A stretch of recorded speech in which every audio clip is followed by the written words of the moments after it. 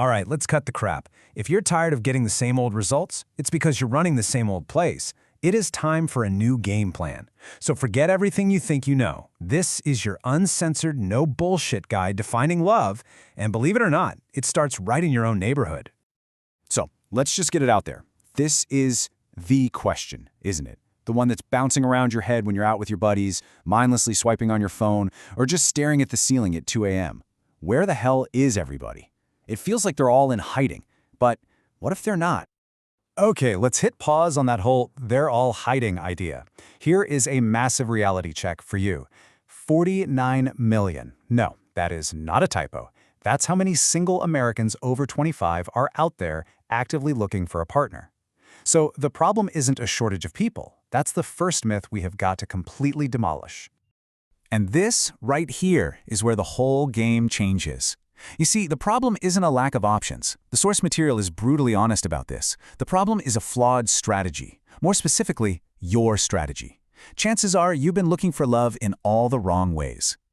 So let's dive into the first big mindset shift, absolutely destroying the scarcity myth. This is that little voice in your head, that core belief that's been killing your chances before you even start.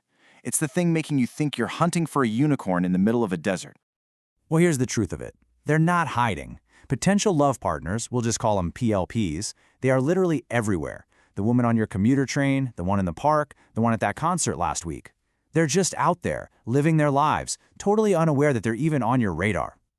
And to prove this to yourself, we're going to start with a really simple mental drill. Now, this isn't about making a move, so relax. This is just about retraining your brain to see what's actually in front of you, to see the abundance that you've been blind to. So here's the drill. For the first 3 days, you do nothing but observe. That's it. You're a scientist. At the coffee shop, walking across campus, at the gym, you're just noticing. No talking, no approaching, just looking. Then for the next 4 days, you start counting. Keep a little mental tally. How many on the commute, how many in the grocery store, and no, this isn't creepy, it's data collection. You're just gathering the hard evidence to prove your own brain wrong. Okay, so once you actually start seeing the opportunities all around you, the next step is knowing what the hell to do with them.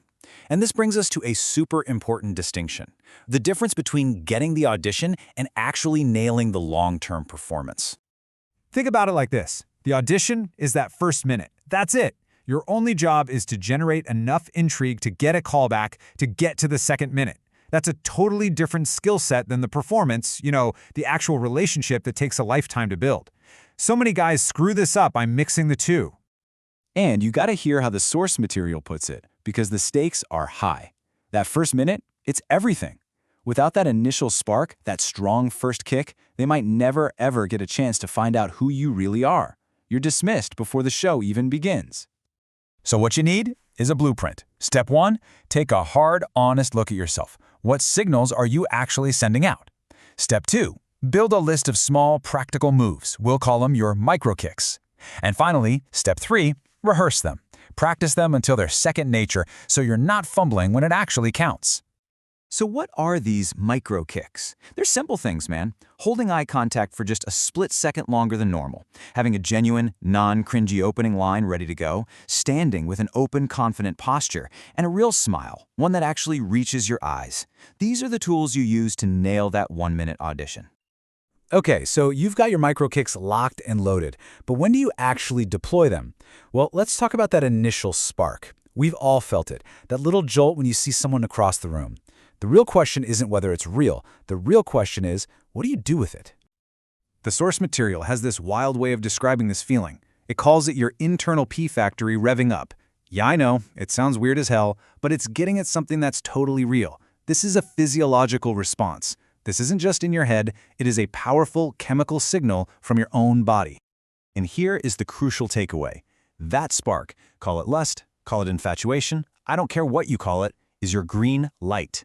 It is your biology screaming at you, hey, potential, right there, engage. Ignoring that feeling is like hearing the starting gun in a race and just standing still. So, this leads us to our next drill. It's simple. First, get good at recognizing that feeling when it happens.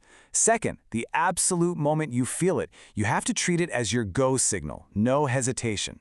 And third, immediately deploy a low-risk action, one of your micro kicks.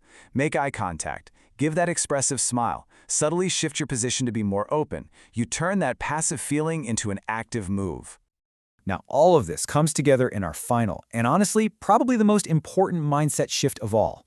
We're going to forget about casting some huge wide net. It's time to focus your hunt, really close to home. Get ready for this, because this one statistic is an absolute game changer. 5 blocks.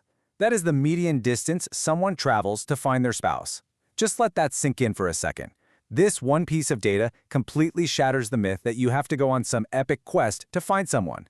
They are likely already in your orbit. And there's actually a scientific reason for this. It's called residential proximity. It's a fancy term, but all it means is that we tend to form relationships with people we see on a regular basis. It's a proven principle. Familiarity breeds comfort, and comfort breeds connection. It's really that simple. So, how do you use this to your advantage? You become a regular. And not just by showing up, but by being a friendly, visible presence in your local spots. The gym you go to, the coffee shop you love, the park you walk through every single day. These aren't just places anymore. They are your new hunting grounds. Okay, so let's boil all of this down into something simple. We have busted the scarcity myth. We've planned for that critical first minute, and we have focused our attention right in our own backyard. So what's the big takeaway from all this? It really is this simple. 3 words. 1. See. See the abundance that is already all around you. 2. Prepare. Get your micro kicks ready so you can nail that first minute. And 3. Act. Act the second you feel that spark. See, prepare, act. That is the entire game plan. So I'll just leave you with this thought. The data, the science, it all says your next potential partner is likely just a few blocks away from where you are right now. So knowing everything you know now, what's your first move going to be tonight?